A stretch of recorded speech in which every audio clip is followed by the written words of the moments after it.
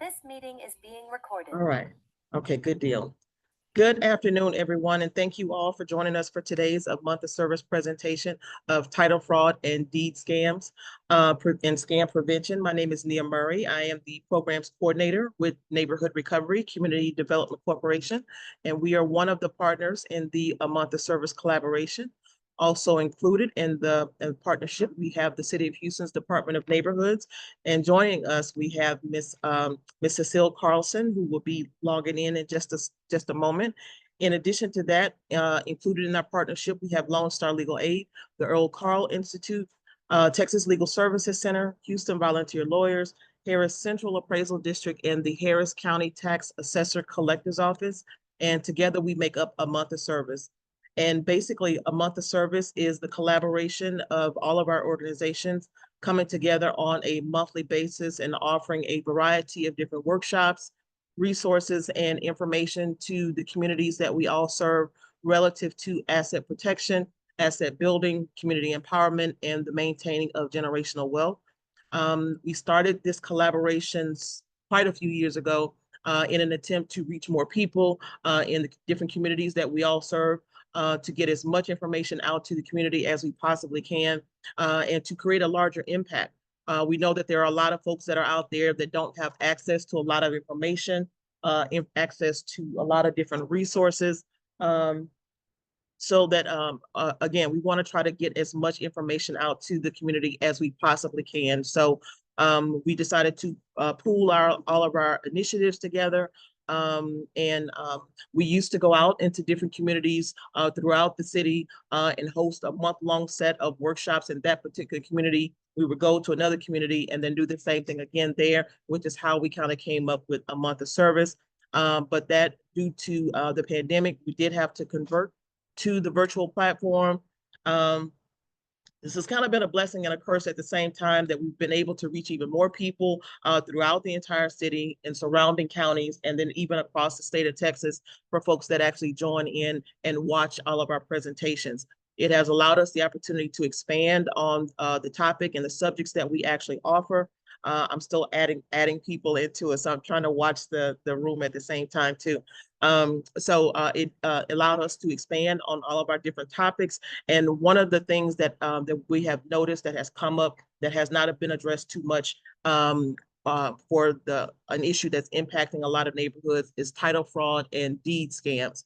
So we have our presenter on today, Ms. Cassandra McGarvey with McGarvey PLLC, who's going to be providing the information for you all today about title fraud, what it is, how it happens, the different scams that are out there, what are deeds, and, what are the different types of deeds that are filed, and potentially what measures can be taken to help with preventing these types of scams and frauds from actually happening. Note that the information that we do present here today is for educational purposes only. None of the information is to be considered legal advice. However, we do encourage you to reach out to legal service partners or law offices like Ms. McGarvey's if you find yourselves in need of any civil legal assistance or in anything in relation to title fraud or deed scam for any kind of help that we could possibly give you. So we do record this session, so a link of the recording will be sent out to everyone that has registered for today. We also do broadcast live on our social media platform. We are streaming on our YouTube channel, and it will be shared on our Facebook and Instagram. So again, this is your opportunity to ask whatever questions that it is that you have for this volunteer professional for today, mind you. She did take the time out of her day, out of her practice, to provide this information to the community.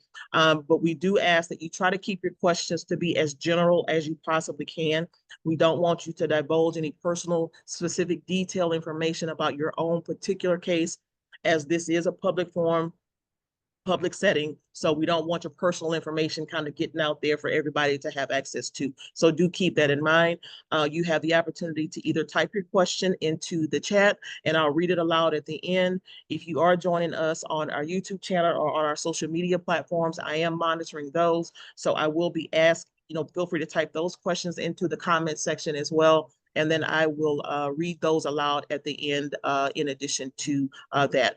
If you like, if you're more comfortable at the end of the presentation, you can unmute yourself and ask your questions directly of the presenter as well too. But again, please keep in mind that if it's a very real specific question about your particular situation, that's something that we do not want to have addressed here, but just to try to keep it as general as you possibly can. So do keep that in mind. With that being said, we are going to move right on into our introduction and get on into what you came here to hear this afternoon. So before we get started, I'd like to do a quick introduction of Cecile Carlson with the Department of Neighborhoods, who's here trying to assist with our technical difficulties here, but I do want her to actually at least introduce herself before we get started for everyone. So without further ado, Ms. Cecile Carlson. Hi, good afternoon, everybody. My name is Cecile Carlson. I am the Outreach Coordinator with the Department of Neighborhoods, Office of Neighborhood Engagement. I want to thank everybody for being here today. We have a full house. Really excited. Thank you for everybody who's here as well. We are working through some technical difficulties, but we'll get it started here shortly. And I appreciate also our presenter, Ms. Cassandra. Thank you so much for being here. I'm excited to learn today and get some useful information. So thank you so much.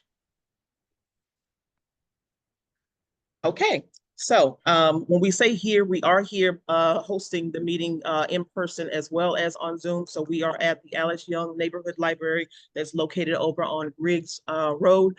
So we do have some folks that are here. They may have some questions for you as well, Cassandra, when we get to the end. But without further ado, let's go ahead and have you introduce yourself and get started. Hi, thank you very much. I'm actually very excited to be here and share some of this information with you. As Nia said, my name is Cassie McGarvey. I am a real estate attorney working out of Houston, Texas, and my primary practice area is real estate. I like to say if it touches and concerns real estate, that's what I do. And in that, the main thing I handle are title disputes.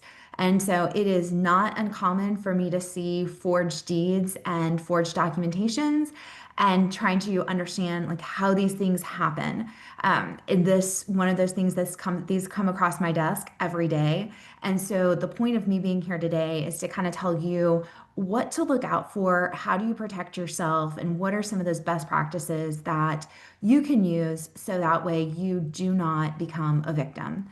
And one thing that I do want to lead off with is I don't want to have this presentation be something that it feels like it's inciting fear in you.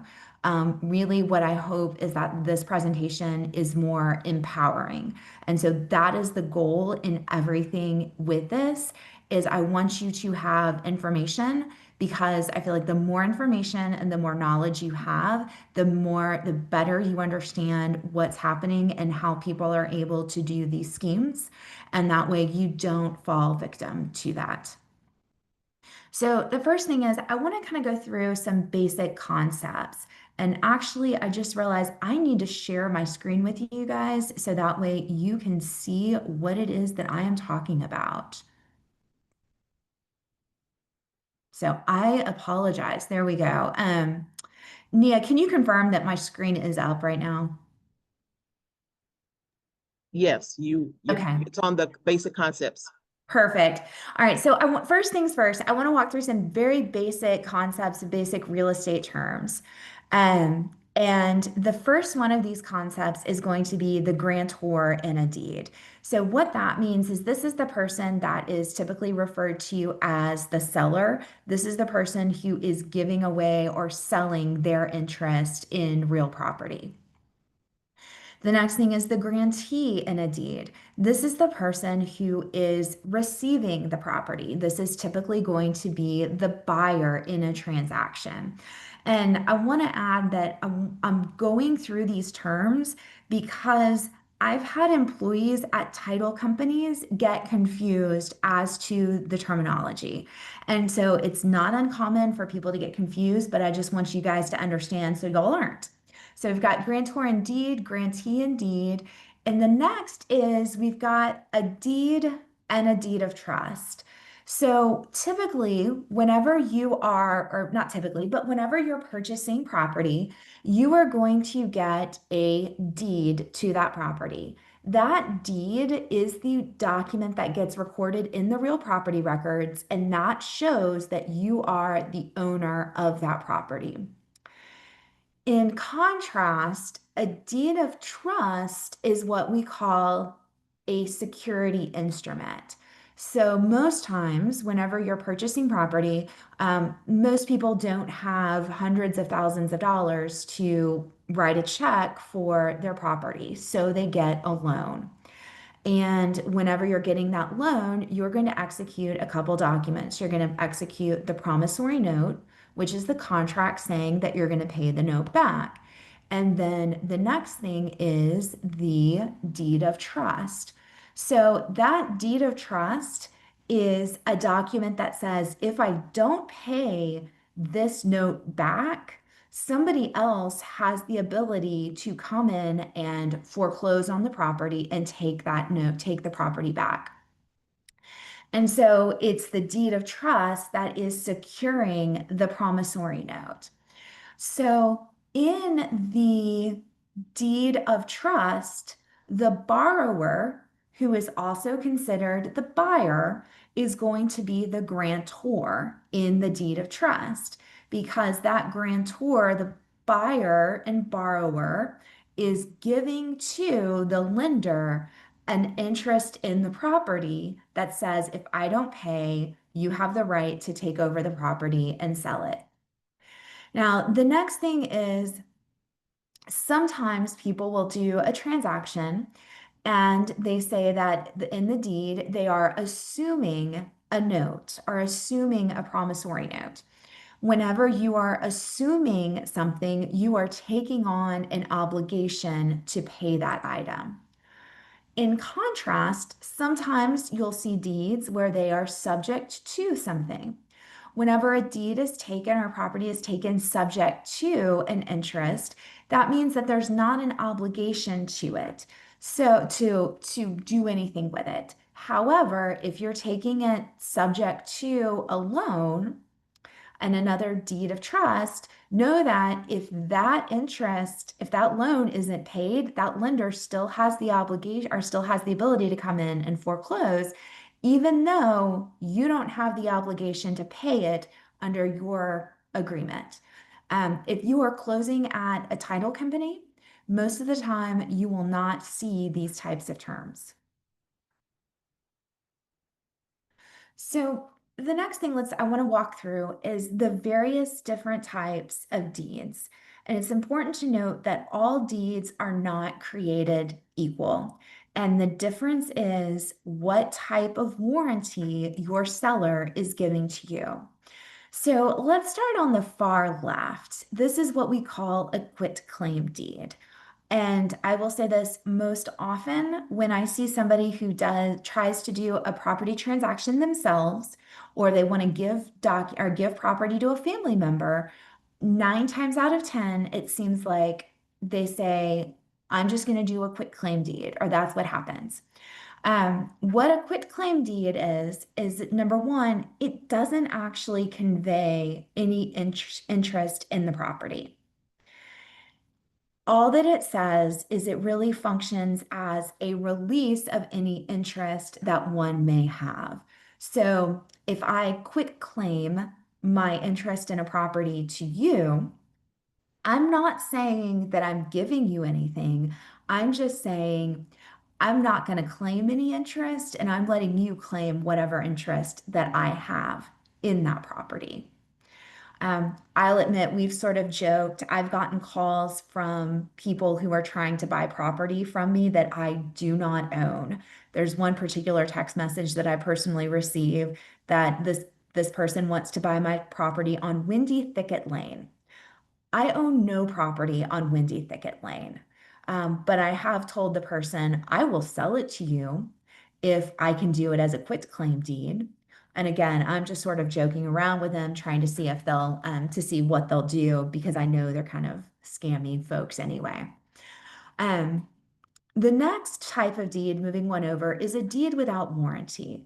This is very similar to a quitclaim deed, but it is different on one very important item, is that it is actually conveying an interest in real property, whereas the quitclaim deed does not. However, there are no warranties in this, meaning that your seller is not promising to you that they have any ownership interest in the property. The next type of deed is a special warranty deed. And in this, the seller is warranting to you that they have title to the property, that they've been given it. And so any warranty or title defect is limited to those things that would have happened within the period that the seller or grantor owned that property. And now, lastly, the broadest and most encompassing type of warranty is the general warranty deed. And in this document, the seller is telling you, as the buyer, I'm warranting that you have good title to the property all the way back to the sovereign. And what that means is all the way back to the original land grant. So all the way back to the first person who claimed private ownership interest in that property. I'm confirming and I'm warranting that you will have it, and I will help you defend that title to the property. And it's containing all of those warranties. Now, let's circle back for a minute and talk about the quitclaim deed. A few years ago, the Texas legislature instituted a new provision in the property code that says after 4 years, a quitclaim deed is basically can be relied upon as having valid title. So typically, if you have a quitclaim deed somewhere in that chain of title, title companies don't want to write a title insurance policy on this. However, this statute allows them to have some assurances in the ownership of the property. So next, I want to talk about some of the differences between forgeries and fraudulent documents. Fraud is some examples of fraud is where you're purporting to sell property that you don't own, or you're purporting to exceed the power of your authority, such as if you have a power of attorney for somebody and you don't have the right to sell that property that that person may own, but you go ahead and do it anyway. In contrast, the forgery is whenever you are signing a document or putting forth a document that is not authorized. So you're signing someone else's name to the document. And in those cases, forged deeds never pass title. They are always void and they are treated as a nullity. And the importance of that is that future people, like within the chain of title, they cannot rely on that forgery. And so the general rule is that, that forgery will vitiate everything that it touches. So it will wipe out anything that happens. So meaning if you have a fraudster that forges your name on a deed and sells your property, they sell it to person A. Then person A turns around and sells it to person B. Person B has no knowledge of what happened between the fraudster and person A, but it doesn't matter because there was a forgery involved in the chain of title, and it cannot pass title. In contrast, fraudulent deeds are voidable.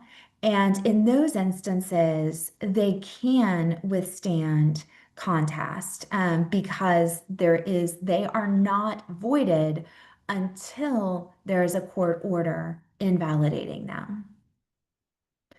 So let's kind of talk about what it is that we're talking about whenever we talk about deed fraud. We're talking about really, I would say, the forging of signatures, the filing of fraudulent deeds, and the overall, just general taking control of somebody's property without the owner's consent.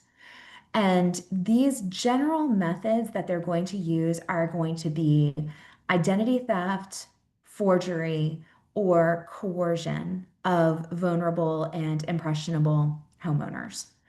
Most notably, the elderly would be where we see this the most. So what I want to do right now is kind of walk you through some red flags in these types of transactions, and also give you the power, if you are even purchasing property, to start asking some questions about the documents, the underlying documents. And whenever you're looking at it and thinking, you know, this deal sounds too good to be true, it probably is. And so this is one of those things, like given a similar presentation, we throw up this picture. If you're familiar with Van Gogh's The Scream, which one is real? And that's knowing you have to have the knowledge of what these documents are supposed to look like and what some of these terms are supposed to be in order to start asking those questions. So let's talk about one of the things that I think is probably the most common, or one of the most common issues that we see, is coercion and undue influence. And then we need to look at, like, how do we know that this is what's happening? So I was involved in a case where we're dealing with a gentleman by the name of Percy Morgan. So Percy Morgan was a man in his late 80s, early 90s, and he was living in assisted living, or actually more accurately, a nursing home. So we've got a couple things here that I want you to note about this deed. So we've got just this general fill in the blank deed. And then here as well, I've went ahead and put it in an odd location, but we do have that this was recorded in the real property records on August 4th, 2017. So let's take a couple kind of look at these things about it. So at first blush, there's really not anything to be concerned with about this deed, at least in my mind, until you start digging. So you've got, it was signed in Marshall, Texas, which is Harrison County, by this notary, Jan Williams. There is a little bit, if we want to go back a slide, this was recorded on August 4th, 2017, and the deed was executed on July 31st, 2017. So there's nothing really questionable about that, except you start digging in a little bit more, and we look at the next document that's filed in the real property records. And the next thing that we see for him is a general warranty deed. So what happened here in this transaction is that the seller got the deed from, or excuse me, this gentleman got the deed from Percy, but it didn't have the warranty language in it. And the title company said, we need a general warranty deed. So they went back. Here's a general warranty deed that was signed, was executed on August 8th. If you notice, the signature looks a little bit different. And then also, we've got that same notary on this. The dates are kind of odd, but also notice the first time that Percy executed this document, let's go back, he was in Harrison County in Marshall, Texas. And we know that he was at a nursing home. But then on this one, it says that he was in Harris County, Texas. That's where we start seeing some red flags whenever we're looking at these documents. And then we consider the notary. Jan Williams, our notary, she's actually based out of Houston, Texas. But meanwhile, this one was in Marshall. So then the question is, did our Houston, Texas notary actually travel to Marshall, Texas to get this item notarized? Then the next thing we've got that we see on occasion is forgery by family. And I would say probably one of the most common notions of forgery by family is where we have a senior and a junior. So we have two gentlemen with the same name, and there's some reason that the senior cannot execute it or will not execute it, but the junior goes ahead and signs on behalf of senior. That's still a forgery because you're misleading who's signing the document. But here, we've got something different happening on this one. So this one, number one, as we talked about, it's a quitclaim deed, and it is a fill in the blank form. So we kind of look at a couple things that's going on right here that gives us pause on this and requires us to dig a little bit deeper. The first thing I want you to note is the date of the quitclaim deed. If you can see that in here, and I apologize if you're not able to see my my markers here, but you've got the quitclaim deed that is made on February 14th, 2007.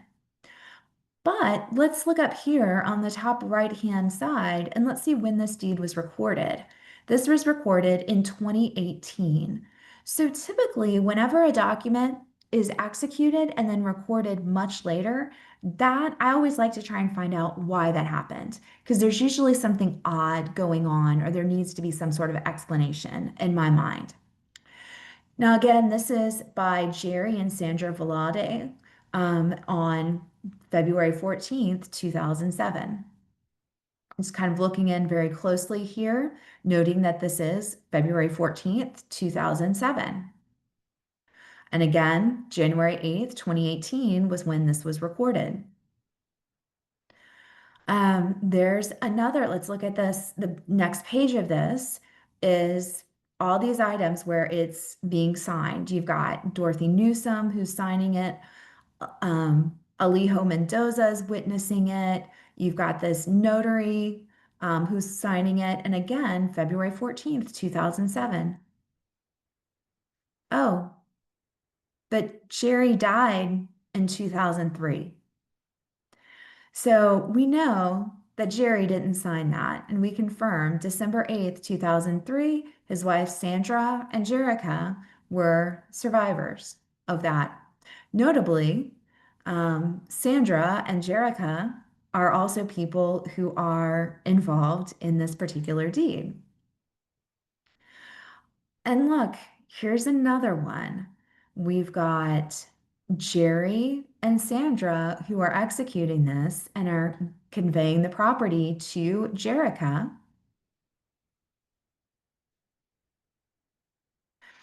And now this one's kind of interesting as well, keeping in mind this deed is dated June 20th, 2018. We know that Jerry had already been dead, but let's take a look over here on the far right, this recording date. Somehow, Sandra and Jerry were able to record a deed that was executed on June 20th, 2018. They were able to get that recorded on January 8th, 2018. I think these folks are running a time machine to be able to get some of this stuff done. So the next kind of a coercion we have is misrepresentation and trying to confuse you. So this is a case that I've worked on where we had this gentleman, Harvey Bruno Rumpel, who was given a deed to sign. So who knows what document it was that he was signing, because this last page is just this notary block. So we don't know what was actually there and what he signed. The other interesting thing about the way that this whole thing was drafted was that the notary wasn't clear on whose signature she was notarizing. Although it does have the jurat, which we call this declaration for Harvey, we know that Harvey wasn't there whenever she signed it, based on her deposition. But what we do know is that some of these other people were there when Angelique signed it. So there's just this confusion. The other thing kind of to question about these items is the date of the deed. So here's another one that was done by Bruno, our Harvey Bruno Rumpel. What's interesting, let me go back a slide. What's interesting about this particular document, and this is where you start questioning things, we look and see who Angelique Boone was. She was an employee at a FedEx store. And at the time, we were able to look her up and saw that she worked at a FedEx store. And so she's saying that all of these people came in to sign it on April 16th, 2017. Let's kind of if you pull out a calendar and look to see when April 16th, 2017 was, you'd see that that was Easter Sunday. FedEx stores aren't open on Easter Sunday. And so we know that this document couldn't have been signed at that time. And here we kind of have another thing too, where there's this lack of clarity as to who's the one being to sign it or trying to sign it. And then again, note we have the same notary that is involved. But what is key here is you have you've got a grantor and a grantee signing it and this notary block. So what actually happened in this situation is that this grantee, Angelina Galvan, she brought in this document with Alicia's signature already on it and had Angela notarize it. Of course, Angela just notarized it because she didn't know any better. So one of the key takeaways from this is that you shouldn't be signing any documents in your home. You need to consider what it is that you are signing and think, is this the right place for me to be signing this? So if you're signing a legal document, you need to consider, shouldn't I be signing this in a lawyer's office? Is this something that needs to be signed in the title company's office? Where is the appropriate location for me to be signing this? And then also take into consideration what needs to be there. So for deeds to be recorded in the real property records, which is how you claim your interest in the property, they need to be notarized. And you don't want to sign something where you could later on have a notary come in and fill in your signature, not realizing that that's what was going on. And like with here, we generally have the question of whose signature was actually notarized. So let's kind of talk about, what is the anatomy of a title fraud? So what are these fraudsters doing to be able to steal property and come up with these schemes? So the first thing is some sort of forgery or fake documents. So here we've got an affidavit of heirship for Beverly Bryant that was recorded in the real property records. We have a lady who's saying that she's Alicia Lewis and that she's familiar with Beverly Bryant's heirs in her life and is able to make an affidavit of heirship about Beverly, such that we can sell Beverly's property. The problem with this? Beverly is alive and well. But meanwhile, there's now a document in the real property record saying that she's dead. So they'll fake affidavits of heirship. They'll fake driver's licenses. And this one looks really good. It's very similar to a Colorado driver's license. But it's just, there's some little pieces of it that aren't quite right. But this was good enough to get through a title company. And they saw it and they're like, okay, this is Rodolfo selling his property. So the next thing is they'll put together the sales transaction. And so this is where the fraudsters are going to get a contract to sell the property. So here, they have people who don't have Alicia Lewis as personal representative of the estate of Rosie Lee Lewis, the lady who we've seen that affidavit of heirship for, trying to sell the property. And of course, this buyer may or may not know what's happening. And then the next step is, and then we actually see this quite frequently, is there's a closing with a title company. And so here, again, with Beverly, this closed at a title company, and we know that because of this documentation on the top. So anytime you see that reference to a lawyer's title or you see a GF number, that's called a guarantee file. And so that is how the title company records, keeps their files straight as they assign each one a number. So the importance of that closing out a title company is to give legitimacy to that transaction. It might not be the actual fraudulent transaction. Sometimes it is. But what's key is that the fraudsters, when they're posing as somebody else, they're going to be kind, they're probably going to be nice, and they're going to be able to get you to do things that you wouldn't normally want to do. Like, for instance, we had in one instance I've seen where we had the fraudster seller who was closing remotely. She claimed that she was in Puerto Rico having problems with her internet connection and bad weather there. And so she kept getting knocked off. And she was having problems getting through the verification questions of the online notary, where she was confirming that it was her. She was so kind to the person at the title company that the title company just said, okay, you've shown me your ID. I believe that you are who you say you are. Let's just go ahead and move forward. She believed that there was a technical issue that was preventing her from verifying her identity, not that it was a fraud situation, which is exactly what happened. So now let's kind of talk about what can you do to protect yourself. We've already kind of shown you what these documents look like, what are some of the ways that they do it, but let's see what we can do to actually kind of fix this and walk through this. So the first thing is regularly check the real property records. And what does that mean? It means that every so often you're going to log in to Harris County's database and you're going to see who has title to your property.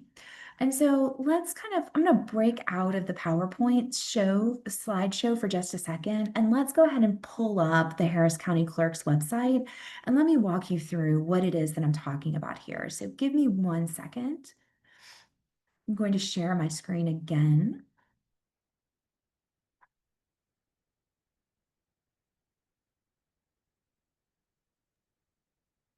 While she's doing that again, I just want to remind everybody, if you do have any questions, please include them in the chat. All right, so let's go ahead. We're at the Harris County Clerk's office. Sure.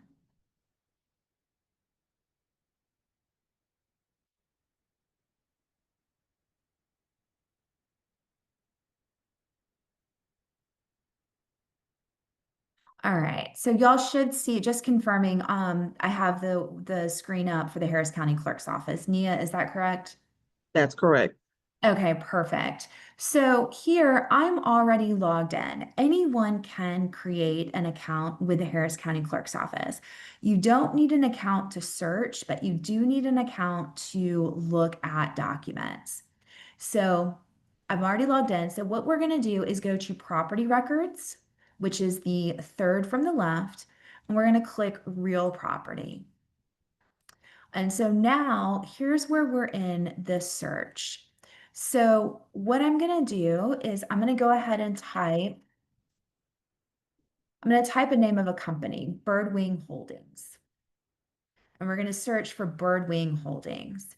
And so now we see everything that has been on file for Birdwing Holdings. And let's kind of play with this date so we can do it. You can mess with the file date so you can see the first thing that you have.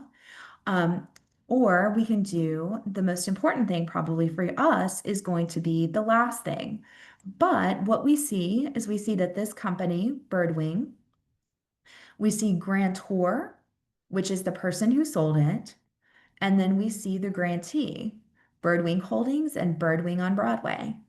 And you see that this was a warranty deed, and they got it. The file date was on October 11th, 2021. And if you go over to the right, you can click on the document and it will pull up whatever document was attached to that. So here it's a special warranty deed with vendor's lien. And then likewise, there's all these other documents that were filed relating to Birdwing as the grantee. So also, let's do this. If you want to see let's also check and see if Birdwing has sold that property. So here, what I've done is I've typed Birdwing into the grantor section, which I think is where you're one of the places where you're going to want to run your name or whoever owns the property. So here for Birdwing, we see that Birdwing is listed as a grantor on the deed of trust. So we know that that's correct because that's going to be the loan. And we see some assignments and whatnot on here. So this is how you're going to see what's happened with the property. All right, so now let's go ahead and kind of go back to our presentation.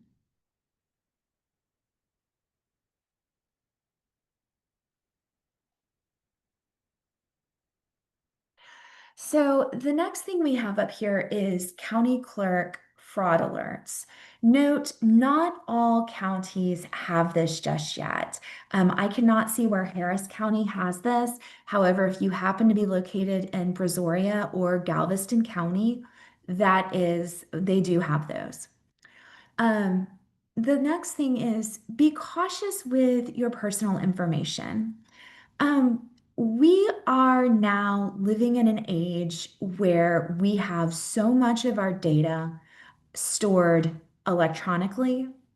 We have so much information in whether we know it or not, in our phones, in our passwords, in our emails, all of those types of things. And we rely on that electronic information daily.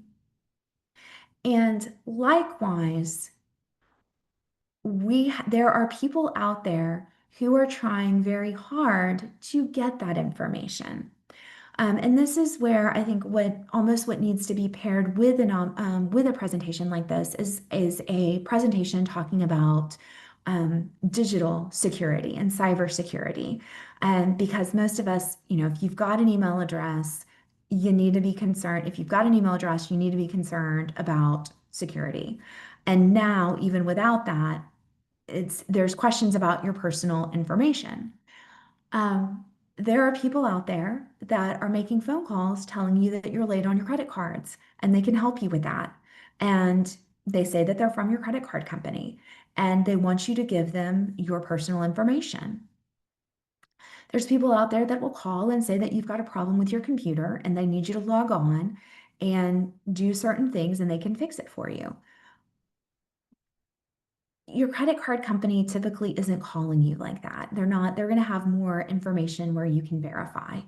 The most important thing that you can always do whenever you're getting those calls is to say, thank you for the information. I will call back to the number that I have on my statement or is on my credit card. And then you initiate the call. The most important thing in terms of being vigilant is that you keep your personal information personal and you're not giving people any more information than they need. But likewise, you initiate the calls where you're giving personal information and verifying personal things. Now, the next thing, it may seem like an obvious one, but this is where we do see some issues, is paying your property taxes. Or at a minimum, some of you may be of the age where you've been able to do a deferral on your property taxes. What I mean here is you need to stay on top of that. If you are doing a deferral, you need to monitor that deferral and you need to understand how much is owed and pay attention to that. You cannot just say, I'm not worrying about property taxes anymore because I'm not paying them. You need to pay attention. Most recently, it was the payment of property taxes that actually alerted the owner of a fraudulent transaction. And in this situation, here's what happened. And this is actually out of that Colorado ID that I just showed you. So fraudsters impersonated the owners of the property and sold the property to somebody else. At closing, the title company paid the property taxes on the property from the prior year. So this was a closing that occurred in January. Taxes hadn't been paid for the prior year. About 2 or 3 days after closing, the real owners tried to pay their property taxes and saw that they had been paid already, and quickly learned that this title company had paid their property taxes for them.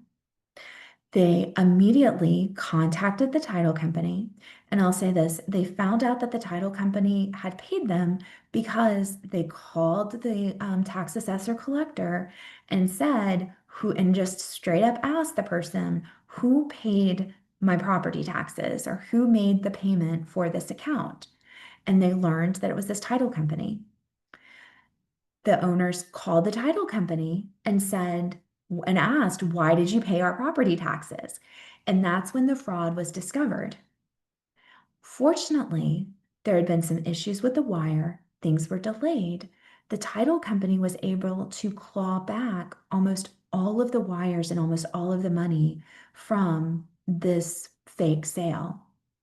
And as a result, everybody was able to be made whole, and the fraudsters weren't able to actually get away with something. So again, part of the issue with paying your property taxes is that you are keeping current on your account, that you see what's happening, and you are putting, you're just paying attention. Because this is where, if you're not paying attention, things can get, you can miss that the property has been sold. And that's because the appraisal district will update who's receiving the tax statement. And again, it's just a matter of being current and being vigilant on things. Okay. The next thing is, and very importantly, is to draft a will. Make sure that you have your estate planning documents in order. I know that there are programs out there, like Houston Bar Association, Houston Volunteer Lawyers, and other organizations out there will do will-a-thons. And let's go ahead and get a will in place so that way you have it done and we know exactly what's going to happen to your property after you pass away. Additionally, kind of important to note is that after you draft your will, you don't have to hold on to that original. But what you can do is you can go ahead and send it to the Harris County Clerk. You let your family know that you have it, but you go ahead and put it on file with the clerk's office. And that's one thing that you can do to make sure that it doesn't get lost or doesn't get avoided. You can see that it is there and you know that your wishes will be honored. Another important thing that you can do is don't do a pocket deed or a desk deed. You remember earlier in this presentation, we were talking about those deeds that they were executed in 2007, but they weren't recorded until 2018. So do not say, I'm going to give my house to my son when I die, so I'm going to go ahead and draft the deed right now, and I'm just going to have it sitting around so he can record it later. No, don't do that. Do an actual estate plan, put it in your will, or the next step is consider a transfer on death deed or a ladybird deed. These deeds, they're two different types of vehicles, but what you are doing is you're recording a document that says, when I die, this is who's going to get my property automatically. The beauty of that is that it is putting the world on notice that this is what your intent is. You can still go back and revoke these, but the beauty of it is you've got something on file with your signature. You've got something that is setting forth, having to provide some sort of explanation for a change in plans if that's what you want to do. Now, the last piece is kind of, I've got this is supposed to be a sleazy realtor here, or a sleazy home buyer here, is don't sign agreements in your home. Um, I have had a couple potential clients come to me because they realized that somehow they signed a purchase and sale agreement where they agreed to sell their house to somebody else. And it's a low price, and they're just like, I don't know how I did this. I don't know. I don't really remember signing this, but that is my signature. I don't know how this happened. So again, the key here is don't sign it. Don't entertain these people that are coming to you and trying to buy your house or trying to do these things, or don't, you have no obligation to be nice to these people. As I've actually told my mom, no is a complete sentence. You have no obligation to talk with them on the phone. You have no obligation to talk to them if they appear at your front door. You can simply shut the door. You can simply say goodbye and hang up the phone. And that's generally my recommendation on these things. Because if you want to sell your home, you should reach out to a realtor that you want to work with, not one that comes and knocks on your door. And again, if you need work done on your home, like you need a new roof, you may need replacement siding, the best contractor to work with isn't the one that's going to pop by your house and saying, hey, I'm in your area doing work. If you need to have something done, reach out and find a reputable contractor. Don't go with a sleazy person knocking on your door. Now, next, we have the issue is like, what is the recourse for this? What do you do if some of these things have happened to you? So the first thing is, with the title issues, I will say you need to retain a real estate lawyer. One of the most unfortunate things is that you're going to be out for the attorney's fees in order to get it cleared up, unless you do qualify for legal services. In most instances, it is going to require a lawsuit to clear up title. And there's a couple different mechanisms for that, but for the most part, if somebody has executed a deed pretending to be you, we're going to need a lawsuit to get that unwound. Additionally, it is important to report the fraud to the authorities. Report it to the county clerk's office, report it to local law enforcement, and report it to the attorney general and the district attorney. There have been instances where Harris County has investigated real estate fraud schemes and has actually, pressed charges against people relating to that. So it is important to do that. But one of the things that is incredibly important to note on all of this is time is of the essence. We need to make sure that we are getting these items cleared up as quickly as possible. We don't want multiple transactions to go through or multiple additional deeds to be filed, because that just makes things more complicated whenever we clean it up in the future. It means that there's going to be more parties to the lawsuit. It means that things are going to be more complicated and more costly to fix. So at this time, that is the main crux of the presentation. I know I did have a few questions that were presented beforehand, and one of those dealt with title lock services. So Harris County and some of the surrounding counties, they don't necessarily have what we would call a title lock service. But what they do have is they can alert you whenever something is filed that would attach to your property. There are also, and I'm sure you've seen them, there are services, like third-party services that will say that they're going to monitor your property and provide some sort of a title lock. Nobody can provide a title lock for you. And we've looked into some of these services in the last couple years. And the problem I have with these services is that, number one, some of the counties are already doing this for free. And number two is that these services aren't preventing the fraud. All they're doing is notifying you of the fraud. So it's not as if you are like gaining anything. You're still in the same position that you were in the first place. You still have this issue that you need to clear up. And then most of these services don't provide any amount in legal fees relating to clear that up. And most of them, their liability, if they miss something, is limited to what you've paid them, or about $250.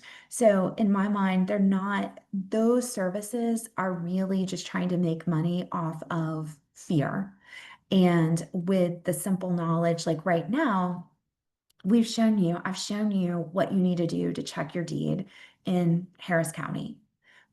If you can do that once every 6 months, you're better off, in my opinion, than having to deal with those services. And, if we need to kind of walk you through and like how to do that better and have a better handle on that, we can put something together for you on doing that. But I think that that's kind of the better way of handling it. So if anybody has any specific questions or general questions, happy to answer those. I know there have been some questions popping up in the chat. There are quite a few questions in the chat. Okay. Oh, go ahead. I'm sorry. Okay. So I'm just going to start with the ones from like start at the top and work my way down. Is that okay? Yeah.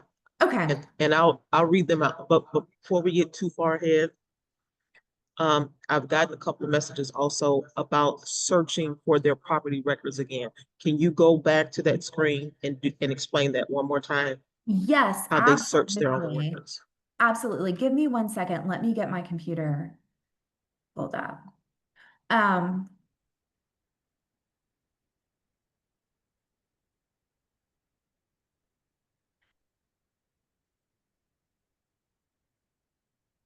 Give me 1 second. I also see there are quite a few questions in the chat that are not specifically related to fraud and title deed. We can, I don't want to get into too many specifics about things that are not related to title fraud. Yeah. So some of Yeah. those questions we may not be able to address. If we do address them in other presentations, then I will let you guys know that. So here's what we'll do. Let me show you where we are. So again, let me go to the homepage. We are at the Harris County Clerk's website. And so here, you can just Google Harris County Clerk, and that's going to it should be the first thing that pops up. I'm using Bing, same difference. So you want to go to the Harris County Clerk's office. And one of the things that always kind of make sure of is that whenever you are going to a website is that you are at the website that you think you are supposed to be at, especially if you are entering in any personal information. So meaning if you were to receive an email purportedly from your bank that says, hey, you've got an overdraft, click this link to fix it. Don't click the link, go to your bank's URL that you know, and then do it that way. Be very cautious about whenever you're going through emails or links from third parties. And again, that's all about being vigilant. So apologize if there's a little side note there. So what you're going to do is you're going to go to search records, and you're going to go to property records, and we're going to go to real property. I will admit it's been a little while. I live outside of Harris County, but nevertheless, let me go ahead and throw in my name as the grantor. And so here you are using last name and then first name, no punctuation. So let's put in my name, McGarvey Cassandra.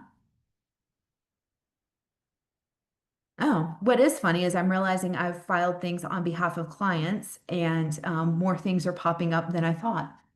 Um, so let's kind of scroll down where I'm looking for, actually, this is going to be the, like whenever I sold my own house. So my husband and I sold a property in Houston in um, 2012. And so here you see that warranty deed from my husband and I to Norma Renia. And so part of the reason why we're searching us as grantors is because that's how the property is going to come out of your name. Whenever we talk about title, we typically refer to this as the chain of title. And why we talk about it as a chain is because there has to be a link between every single transaction in there. So, for instance, so here, just kind of to walk this through, my husband and I sold the property to Norma Renia. In order for title to be complete, there needs to be a deed into my husband and I. So let's go ahead and I'm going to search my name as grantee.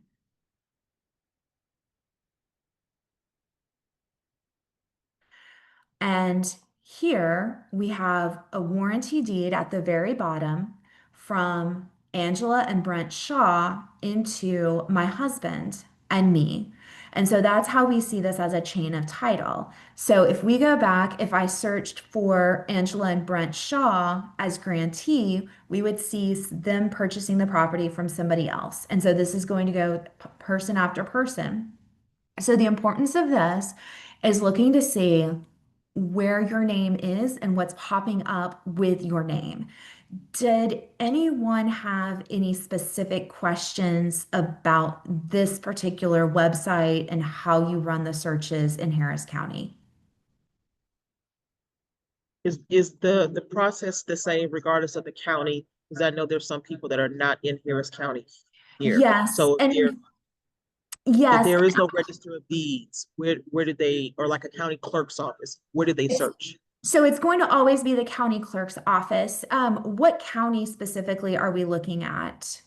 And I can pull up just so we can show what that county looks like.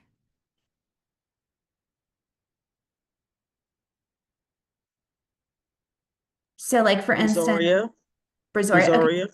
okay, so here's Galveston County, and you're just going to go to search real property records. Again, what is interesting, give me 1 second. So here's Brazoria County, real property records.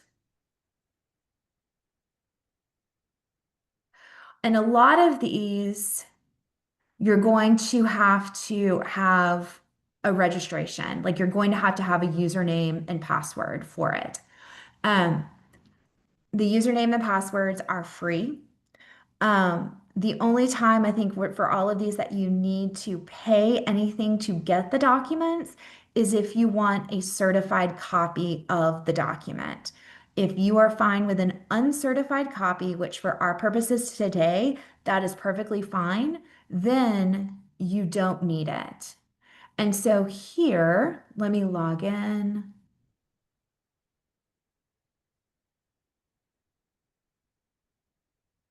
Here is Brazoria County's website, and it would be the same thing. So you would just search last name, first name as seller, and it would pop up.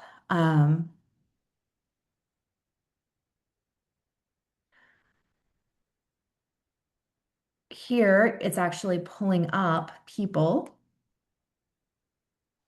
Let me see. I guess it's not pulling up anything for this particular person. I'm just randomly searching names here.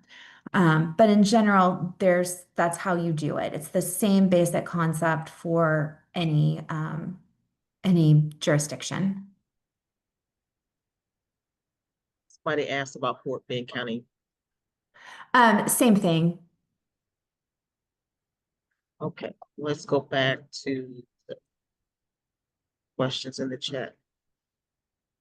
How can you correct a fraudulent deed when the grantor is deceased? So with that, that goes to okay, let me make sure I'm understanding the question correctly. If we're talking about somebody impersonating the grantor. So if you have an interest in the property, then you have standing to file a lawsuit to correct the title to the property.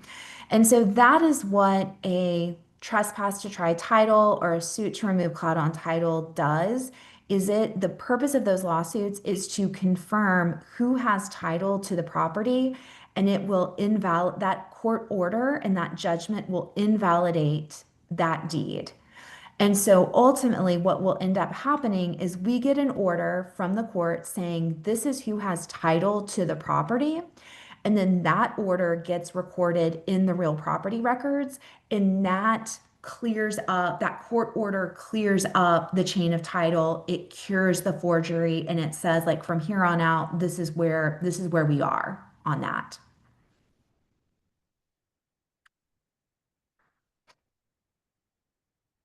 Okay. Uh, okay, when it comes to transferring title to clearing title, we are having our inherited property and clearing title presentation that's scheduled for Thursday at 1 p.m. So that's going to be addressed there. And all of those, like, Shamika, you're asking some really good questions. Like the other one you're asking, when the spouse is alive, how do you transfer title from joint to spouse only to clear title? That's one that we can dive into on Thursday. And sometimes the answer is just like it depends. Um, and hundreds of heirs, that's another issue. There are mechanisms to take care of that. But also, let me just kind of point out that is why, in my mind, it is so important to have a will, because it clears up who the owner of the property is, and it allows you to do things. Although the state of Texas has rules or a procedure for what happens, like who gets what whenever you die without a will, it gets cumbersome. And that's what happens whenever you have generations who have not used a will to transfer title to their property or to say who gets what in the property. And that is why it is so important that we take, after somebody passes away, that we take the steps necessary to clear that title.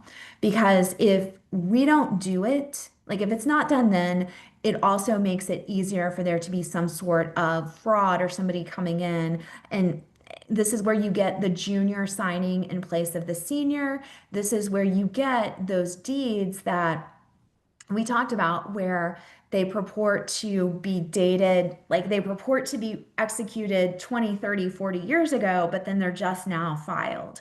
That's why by properly handling the estate administration and by transferring titles of property, you are able to work to discourage some of these fraudulent activities.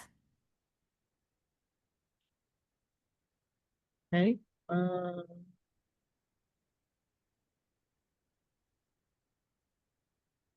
what will be So included in what I said? Okay. Okay, and Shamika, you're asking about tax sales. So tax sales are the ultimate lien, meaning that they are the highest priority in terms of liens against the property.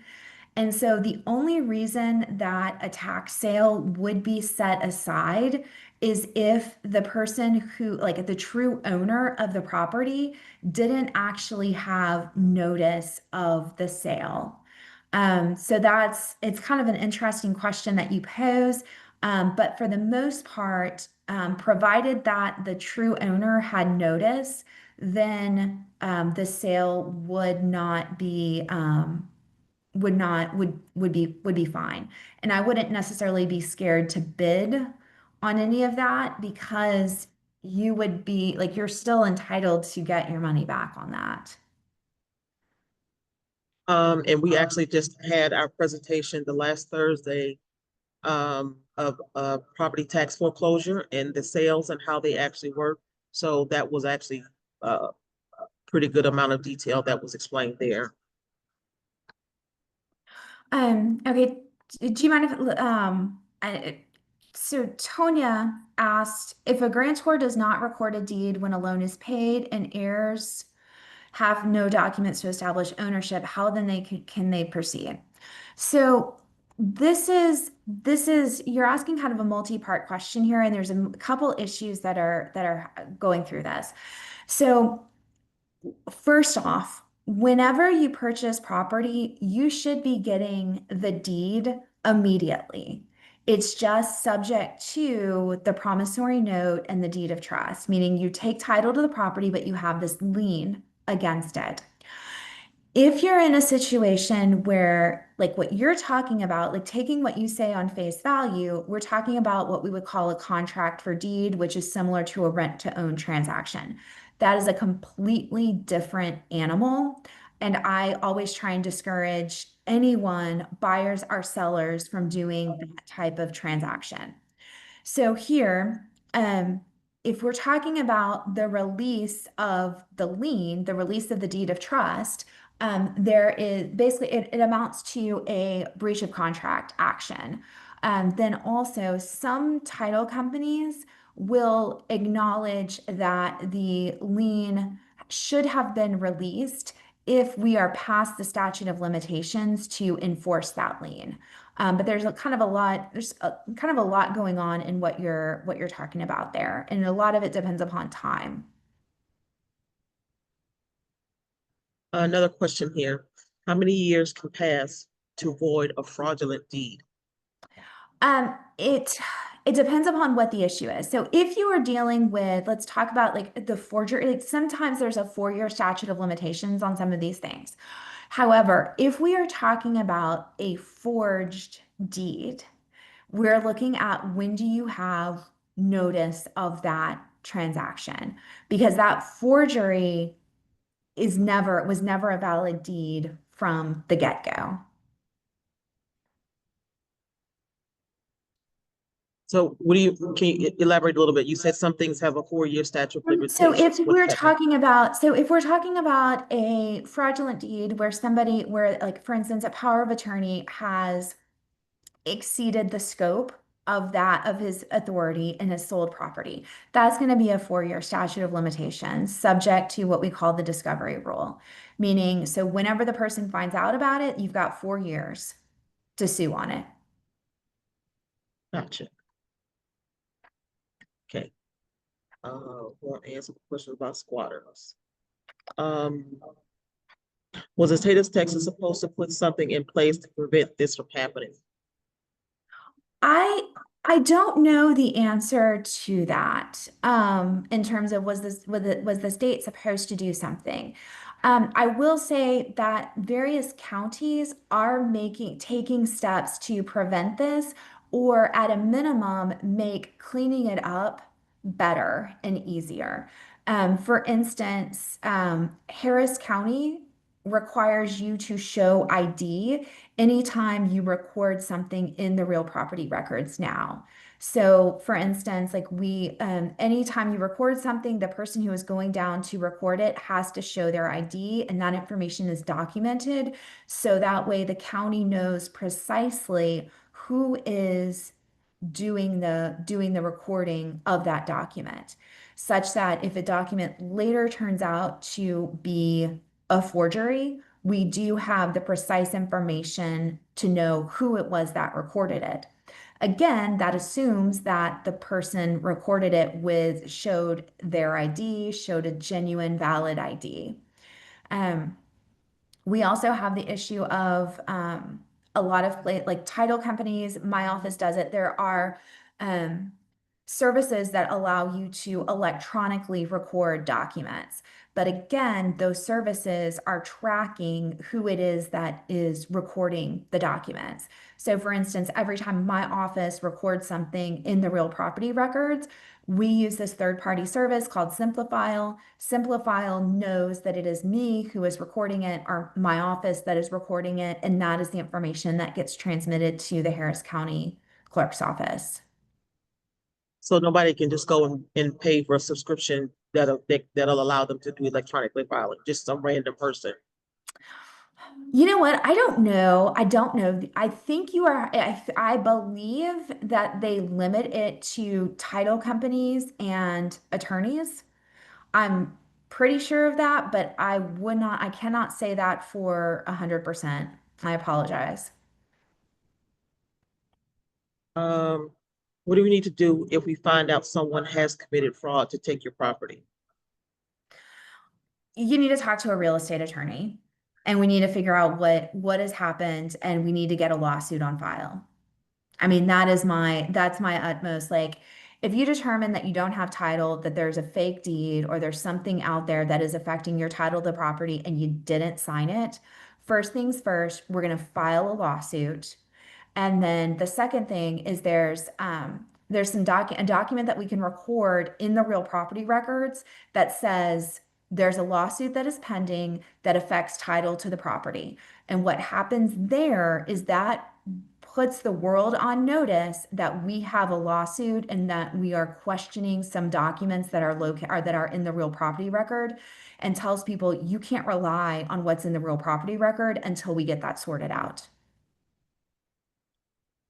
So does that stop somebody from still filing some additional fraudulent documents? So say, for example, like you just gave, can another person then just go to the county clerk's office and file another document that would then sell the property to somebody else? So yes, they can. It does not stop future recordings, but here's what it does do. I talked a lot about how there are quite a few of these transactions that are taking place at title insurance companies, or excuse me, title companies, where these closings are occurring. If a title company sees this document, which is called a lis pendens, in the real property records, I do not know of a title company that will close that transaction. And so Right. it does not stop anything from happening, but it does, number one, it discourages it. And then number two, if somebody does purchase it after you have that notice on file, they take the transaction or they take the property subject to whatever claim you have on it. So they can't say, oh, I well, didn't I know. thought Joe had title to the property. I didn't know that you were claiming that you didn't sell it to Joe. Oopsies. No, because you have that document in the real property records, they know that you have sued Joe and said, title is mine, not Joe's. In other words, that we say multiple times, do not do any real estate transactions outside of a title company. Yes. And I will say this as well. I have had I've had a couple people reach out to me and say, "Hey, I'm a mobile notary. I would like to do execute documents in your office." So for certain documents, sorry, I see you smiling, Neil. So for certain documents, especially like refinances of loans or home equity loans, they have to either be executed at a title company or in an attorney's office. And so what these notaries are doing is they want to be able to say, oh, we're going to go to this attorney's office and you're going to sign the documents there. So my recommendation as well is number one, you're not going to do not sign documents in an attorney's office unless you know that attorney is your attorney. And then also close it at a title company. If you are somebody wants to buy your property, you use your realtor. You use somebody that you trust. Don't go with a person knocking on the door. And again, go to the title company to execute the documents or go to your lawyer's office to execute the documents. Next question here. Considering fraud, how does one know about a property that they didn't know existed until years after death and it is sold without permission? Is there a statute of limitations on that? So this is actually this is part of what what I do. I do some work with title insurance companies and we work to clear title for insurance. And sometimes this is exactly what happens is that we have property that is sold and somebody does a fake affidavit of heirship, like meaning they deliberately omit children, or you have a spouse who tries to represent that that they inherited everything. So there's not a statute of limitations because your title vests immediately. That whenever that person passes away, it's subject to claims of the estate and whatnot, but you have title. And so there's never really a deadline for you to go back and try and claim your interest in the property.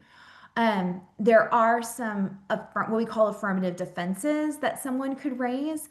And one of those is what we call latches, which basically says you waited too long to do this. So it's those instances where there's not a bright line statute of limitations, but there's this issue of like, it's been 20 years and we've held title, you haven't done all of this. Additionally, one of the things to note is in these instances, it also comes a bit of a business decision because at that point, the people who believe that they've had 100% ownership interest in the property, they've been paying all of the property taxes, they've been maintaining the property, they've been upkeeping the property, they may have made valuable improvements such that there really isn't an economic benefit for you to try and take any of that ownership interest or assert any of that ownership interest. But again, this is one of those reasons why it's so important to do estate administrations, is that way we know these are who the heirs of this person are, or like having a will. This is why it's so important to give certainty to these items. Um, let me Miss address Jamie. Hey, Jamie. Jamie's because you and I talked about this, Nia. So Jamie's question is this: if you have to go through the legal process to correct your title fraud, can the proper owner ask for the recovery of attorney's fees and expenses? So this is one like really frustrating situation for me. So the answer to that is generally no, and here's why. So the Texas and okay, so the Texas legislature allows you to recover attorney's fees in only a certain number of types of cases. Trespass to try title, which is like this title lawsuit issue, is not one of those cases where you can get attorney's fees. However, there is a statute that says if you record a fraudulent document, then the person who is suing is entitled to recover their attorney's fees and up to, I think, $10,000 in damages, something of that nature. So there is a bit of a mechanism for you to get that, but here's the unfortunate reality of it. Most times you don't know who the fraudster actually is. And so you end up, sometimes you do, sometimes you don't. Most times it's difficult. We can't actually pinpoint the fraudster because they're already gone and they're using fake identification anyway. And so by the time you're actually in the midst of the lawsuit, the defendant or the person that you're suing, more likely than not, is also a victim of the fraudster because they're the person who has purchased property that from the fraudster, not realizing that the fraudster didn't have title to the property. And so you have victim A suing victim B. And so in that situation, it's not really like victim B didn't do anything wrong.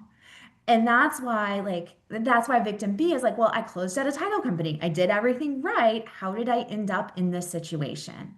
And so victim B, more likely than not, is covered because they closed out a title company and they purchased title insurance. And so they're going to have an attorney appointed for them that's going to help them with those issues, and they're going to be made whole. Unfortunately, victim A, the person who is the actual, like, had the property stolen from them, even if they have title insurance, that title insurance policy does not apply because it only affects their title to the property, like looking backwards, meaning is there someone that says they had title before you did? It doesn't affect something that gets recorded after you took title to the property. I think that's a long way of saying, yes, you could theoretically get a recovery of fees if you know who the fraudster is. But then again, a lot of these times you're not going to know who the fraudster is. And then at that point, you're going to be chasing your attorney's fees and you really just end up with a piece of paper. Mm, mm, mm. Uh, going on down here.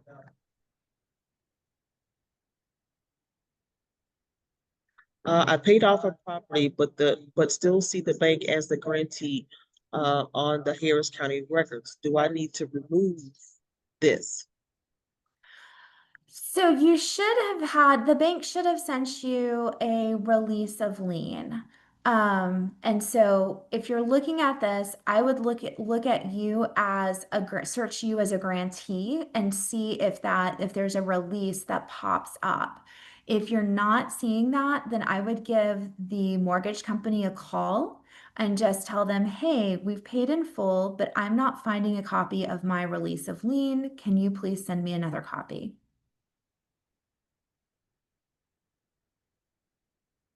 Okay.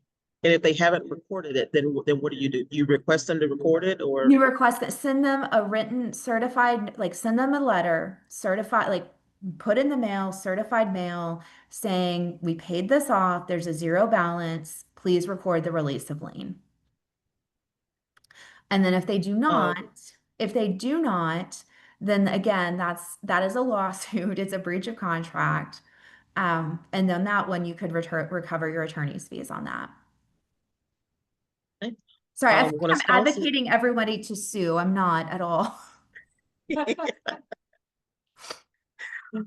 When a spouse is deceased and a wife less than 10 years has no legal documentation stating and or showing rights to the property, how would the deceased person's parents get ownership rights? I'm not If I read that correctly, I'm not following that question I'm either. not following it. I will say this, it depends upon the nature of the property. Um, there's a lot of like, it depends here. Is it community property? Is it separate property? Um, because like the spouse is going to have like community property or separate property. More likely than not, that wife is going to have some sort of interest, or wife/surviving spouse is going to have some sort of interest in the property. But this here, if some of this is going to be again, it's an estate administration. So for something like this, depending upon the situation, I would suggest an application to determine heirship. And then also, it really depends upon the type of property. If this was community property, separate property, even if it's separate property but this was their homestead, that surviving spouse is going to have the ability to remain in the property. But if it is something where that interest does not go to the surviving spouse, I think that is one way where those parents need to make sure that they have that heirship has actually been determined. And so that in that situation, I would recommend filing an application to determine heirship. But in something like that, where you've got a deceased spouse and the living spouse is still living, they can't then go back and just throw them out or put them out of the property when they've been living there. Right, but yeah, correct. So there is whenever there is a homestead, meaning husband and wife are living in a property, it does not matter if that is separate property or community property. That spouse has what we call a constitutional homestead right, meaning the Texas Constitution says that a surviving spouse has the right to stay in a property. And just for clarity, just to make sure that we understand, separate property is property that is owned by one spouse and only one spouse. Community property is property that is considered, joint property by both husband and wife. It's not quite the same as like tenants in common or things where you own property 50-50, but it is more kind of it's closer to that. And whenever somebody dies and is married, the characterization of that property as separate property or community property determines who inherits if that person does not have a will. So in a situation like this, if you have a deceased spouse, a surviving spouse, and property that would be real property that would be inherited by the spouse's parents, then for the spouse's parents to protect their interest in the property, the best thing for them to do is to get that determination of heirship. So that way they can get that recorded in the real property records, because it's really easy for the surviving spouse to then get a affidavit of heirship and try and make it seem as if the surviving spouse is the owner of the property by way of inheritance. A side note real quick, I think it's just hilarious that we've had one of our previous partners that used to represent Department of Neighborhoods would always come on asking questions about if her husband passed and he remarries and marries Barbara, does Barbara get to live in my house for the rest of her life and what have you? And the fact that Barbara is asking a question about deceased spouse, it is absolutely hilarious to me. That's why I'm sitting here smiling to myself. So I just had to mention that. And so Barbara, this is one of those things where depending upon where you are, like an application to determine heirship, it should not be that, or let me rephrase this. It should not be that expensive. Like we're not talking about tens of thousands of dollars, but just in our experience, what we typically do in our office, you would budget somewhere between probably $3,000 to $5,000 for that because of some of the things and research that has to be done, depending upon how complex it is. But depending upon where you are, income-wise, you may qualify for services for that. And that is one of those things where those are easy things for volunteer attorneys to take. Dallas County Clerk's Office has a program called Fraud Alert for your property. I was wondering, why would this be available in all counties in Texas? Because they just haven't adopted it yet. I mean, it's one of those things like Harris County, for whatever reason, they seem to do their own thing. Like Harris County Appraisal District has their own search. Harris County Real Property Records has their own type of search. But in comparison, a lot of and this is just anecdotal, a lot of the other counties, they have a standardized search engine that they use. So for instance, like if you're looking at the county, the appraisal district for Galveston County, Brazoria County, I think Waller County, probably even Liberty County, all of those are they're going to be identical, except for they're having the data from that particular county. So it's the look and feel, it's the exact same type of service. But meanwhile, Harris County does its own thing. I don't know why. You would think that it could be statewide. Unfortunately, it's not. Can I I wanted address to add that, this to Nia? talking Can I about, address that real fast? hey, Jamie, Hey, can I go ahead, address that real fast? Like Yes, go somebody, right please. ahead. Introduce yourself. oh, do I have to? Okay. Hello, my name's Jamie Duong. I used to work for quite a while with an agency, county agency that handles property tax. We handle the estimation of the taxes and actually the collection of the taxes. So, to address Cassandra, this is what happened is because for us as the public, we're seeing it as I'm looking at who owns the property, I'm looking at how the taxes is assessed, and I'm looking at how the deed is recorded, and I'm looking at how it's appraised. To me, as a public, it's all government entities, right? However, on the backside of the office, these are different agencies. The appraisal district belongs to the state agency. Okay. And the collections office belongs to a one functional of the tax office. However, let's say if you go to certain school district, they have their own collection agency too. So what happens when you're like, hey, I'm going to the website, it should all flow seamlessly. Well, the reality is it makes too much sense. Exactly.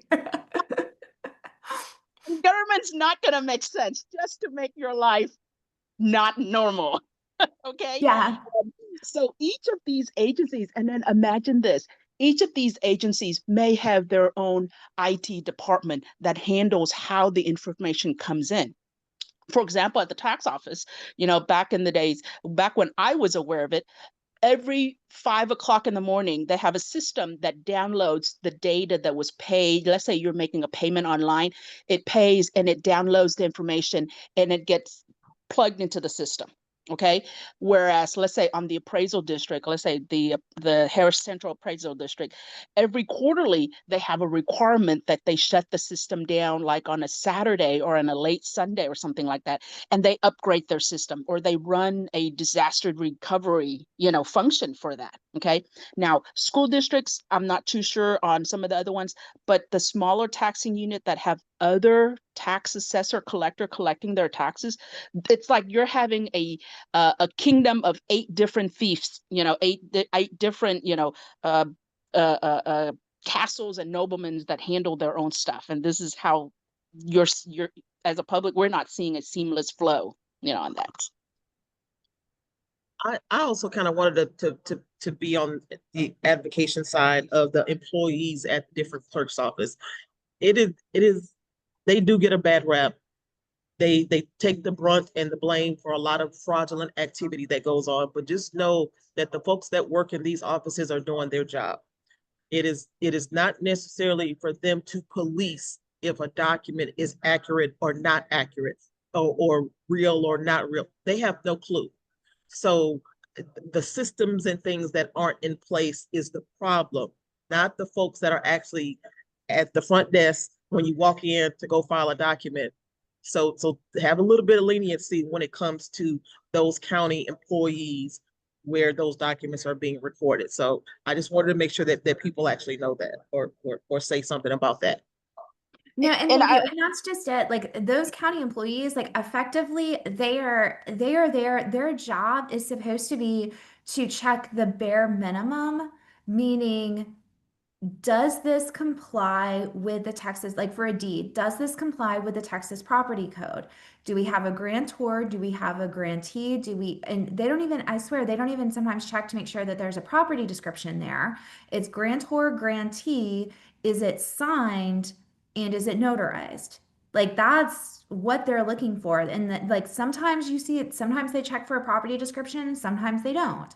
And and they're part of the reason why they're looking for that. Number one, they're looking for the notary making sure that it is properly notarized, but then also it has to do with what we call the indexing. So they've got to properly code it as being like this person is the grantor. So that way, whenever we go to the search engine, we can type in that person is grantor and it'll pop up.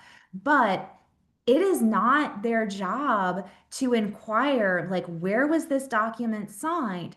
When did the grantor, did the grantor actually sign this? Like, the notary on there is sufficient. That's all they are doing. It is the bare minimum. Miss Lisa, is she still on? Did I see her? I was going to ask Miss Lisa with the Texas Legal Services Center. We're getting a lot of questions about ownership and spouses passing and things like that. So When they're, I threw into the chat the oh, Texas Descent and Distribution table, and this kind of walks through what happens when somebody passes away without a will. And I okay. know we've gotten a lot of questions about it. I know it's sort of aside. I can take it, and I will just kind of keep this very, very short, is that if you're married and you die without a will, how your property gets distributed, it's determined whether or not you have kids from another relationship. And that's really how all of this boils down to it. And that's why, again, we go back to it is so important that you have a will, especially with today's blended families. It is not 100% where if I die, my spouse gets everything. If you have a second marriage and you have kids from that first marriage, your spouse in this second marriage isn't going to get all of your stuff. All of your property, your ownership interest, for the most part, is going to go to your children, not to your spouse. Okay. I just want to kind of open it up again for the participants that are here. Do you all have any questions that you'd like for us to ask of the presenter?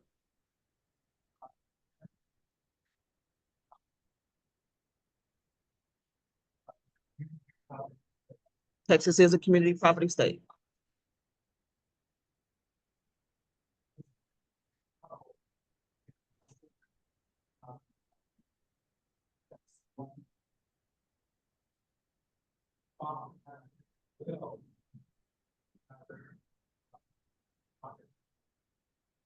To be in.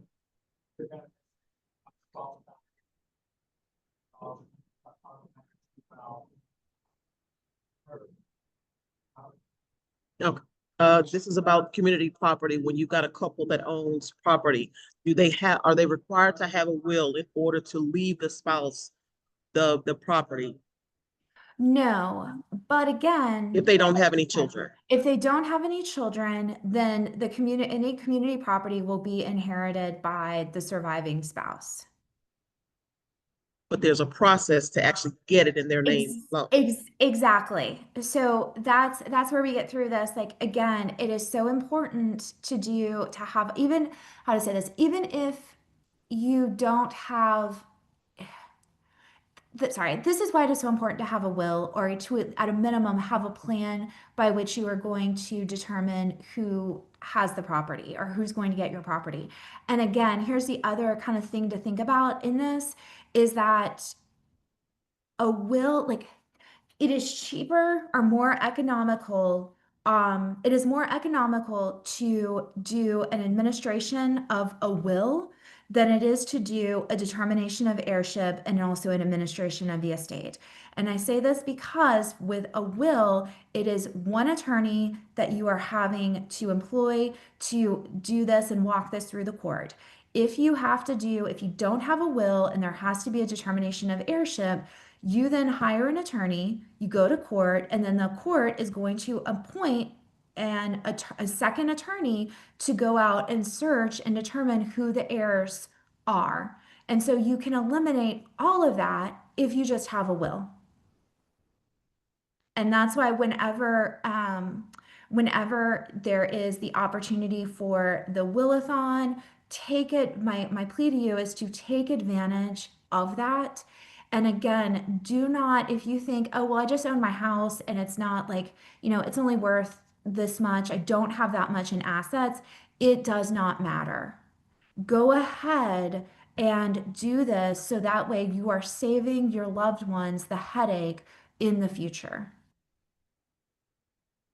Okay, we're gonna address just a couple of more questions in regards to this, and I don't want to get too far off topic about title fraud and scams as we're getting into inheritance and wills and estate plans and things like that. And even though we know it's important and that's why you do it, but we had a participant to ask a question. And what about property that I have owned since 2014? I'm newly married 1 year and I want my adult children to inherit my home. So okay, so if she acquired title to this in 2014, that and then now she just recently married. Is that correct? That's correct. Okay, so that is going to be her separate property. So theoretically, the separate real property is going to be inherited by hang on, I'm double checking this. I always have to double check this. Um, That's kind of why I didn't want to get it open up exactly. So that decedent, separate, married person with children are other decedents. So the children get all of that property. That surviving spouse has a 1/3 life estate, which I still don't, I'll say this, we've been doing this for a while. I don't even understand what this 1/3 life estate actually means because it's just confusing. But nevertheless, so your children would take it all. But here's where things do get confusing. If you have a mortgage on the property, and since you've been married this last year, since Texas is a community property state, if you've been paying in on the mortgage and the taxes, theoretically, your community estate could have a claim for reimbursement from your separate property estate. And so that's where things get a little bit confusing. Most times where we've really seen this is that it sort of becomes a wash because there would be rent that you'd have to pay otherwise. But again, so as it comes to intestate succession, your kids are going to get, your adult children would get the property, but your husband would have the ability and more accurately, the right to continue living in the property after your death. If he moves out, then he abandons and loses some of that rights, but he still has the 1/3 life estate, but he would abandon his constitutional life estate. and we Ms. Lisa does go into that much detail about inherited property from spouses or non-spouses, children outside of marriage and things of that nature. On Thursday's presentation, I did include the link in the chat for the inherited property clearing title and other probate concerns presentation that is scheduled for Thursday. In addition to that, we will be hosting a Todd clinic, a transfer on death deed clinic on Saturday. Well, participants who qualify will have the opportunity to have licensed practicing real estate and probate attorneys to actually review a transfer on death deed with them. We will have notaries available to notarize the document, and someone will be filing on site as well. So um, um, I'll include that information along with the registration for the Thursday's workshop in the email that I send out to everybody as well. Excellent presentation. Attorney McGarvey was very wonderful. All right, thank you very much. Are there any other questions? Yes, ma'am.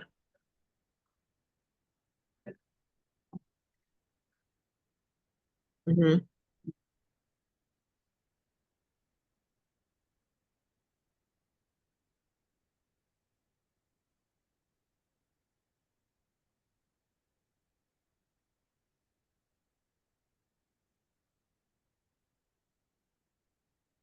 The foreclosure.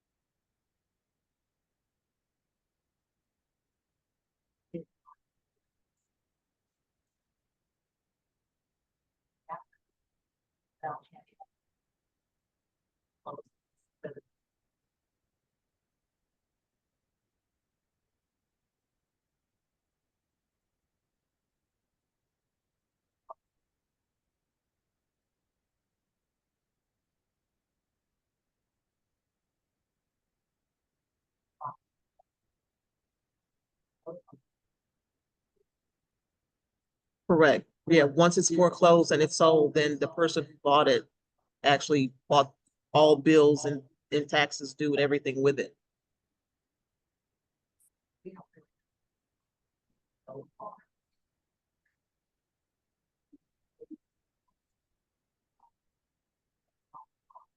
Mm, correct. Correct. Okay. Hey, Miss Grace. Thank you very much for coming. All right. I just want to go down the excellent presentation. Thank you, Miss Barbara. A lot of great information. Thank you, Miss Luco. If a TOD is in place and the parent leaves the house to the kid, but one parent is still alive, does half of the parent go to the parent and the other half to the kids? Oh, depends on how it's written. I see. I didn't see that you had responded to that already. When should a TOD be notarized? TOD has to be notarized before a person passes. Okay, I think that's about it. No further questions of anybody else? Were there anything specific? Oh, there was another question.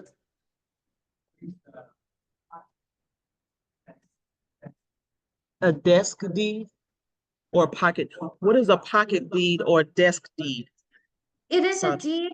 Oh, sorry. It is a deed that the grantor would execute and then literally put in his or her desk and just tell the grantee, hey, this is there. When I die, come and take the deed and just go record it.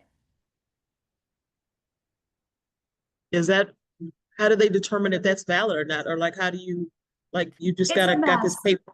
It's a mess It's a mess. because technically a deed, because here's an important thing to note. A deed does not have to be recorded to be valid. The importance of the recording of a deed is to put the world on notice of your title interest in the property. Yeah, I wouldn't recommend, yeah. Like, and so that's the whole point of this. And that's where we start. Whenever you have a deed, whenever you see a deed in like those cases, like we showed some of them, where you have deeds that were executed and then they were never recorded, it calls into question the legitimacy of the deed. And where I got some of these from, and admittedly, a lot of the presentation has come from actual cases. Actually, let me rephrase that. Everything within this presentation has come from an actual real life experience. These pocket deeds, and these were actually the Valade deeds. After mom died, sister went through mom's desk and found all of these deeds, or quite a few deeds. Some had been recorded, and I take that back. Some of them had already been recorded, but a lot of them, they were just sister grabbed them and then recorded them after mom's death. So we've got a couple problems there. Number one, we've got the issue of just the validity of the deeds themselves, because there was a lot there to question about the veracity and legitimacy of those deeds, the signatures, the notary block. It was a whole mess. But then here's the other piece of that, is that under the property code, in order to be effective, a deed has to be delivered. And so that means that if I wanted to convey property to Nia, I couldn't just execute a deed here at my desk and leave it here on my desk. I would actually have to give that deed to Nia so that way she had notice of it. So there's that delivery component. And so there's the question of, if you just leave the deed in the desk, is that effective delivery?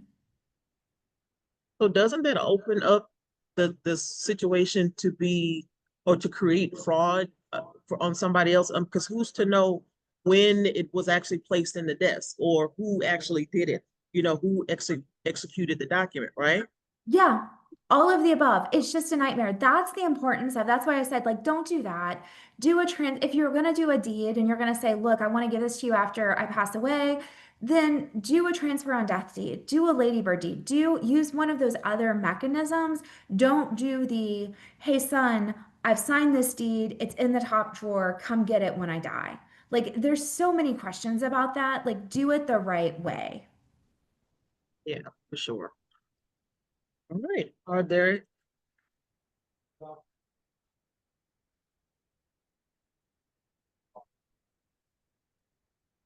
The transfer on death deed, that's a clinic where we're actually getting documents executed on Saturday. That, yeah, that's on Saturday. That flyer is over there on the desk about that. Okay. All right. If there are no other questions, I see this after 3 o'clock. I do want to be mindful of your time, Cassandra. We want to thank you all very much for joining us this afternoon. How long do you have to file the Todd after this? Oh, after Todd's been notarized, how long do you have to file it? Is there a particular date? You just need to file it before death. But again, like your standard practice and procedure for any deed should be grantor signs it and it's notarized. That obviously is going to happen simultaneously because it has to be signed in front of the notary. And then immediately after it is notarized and signed, you should go ahead and file it.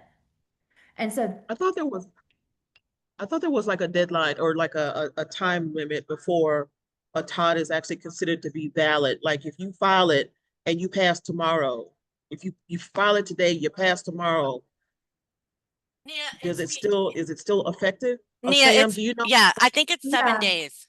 yeah, 7 days? 7 days, there is, yeah. I don't remember. Okay. 7 but no, days. you are right. There is a yes, there is a time limit, or like a survivor requirement. But also it needs to be recorded before death. Okay, and that was for you guys that don't know, that was Samantha Guzman with Lone Star Legal Aid that was answering that question. I know she answered a couple of questions in the chat, so just so that you are aware that that is another professional that was answering that question. So not just a person that's just kind of chiming in. All right. With that being Thank you. said, I think that kind of, That's a I'm good sorry. I said thank you. That's a good little tidbit. I had forgotten about the the time period, like the survival requirement. Okay. Well, we hope that you guys got the information that you needed today. Basically, we just wanted to make sure that people were aware about title fraud and these scams that are out there, what happens and how it actually works, and that you've kind of developed some kind of security measures or some kind of a thought process behind you making sure that you kind of keep track of and watch your property records and to see what's being filed without your knowledge. So thank y'all very much. If you do have any questions, please feel free to reach out to me and I can make sure that they get out to the attorney. We will, a representative from Lone Star Legal Aid will also be doing another one of these presentations in the fall. I believe we scheduled for like September or October.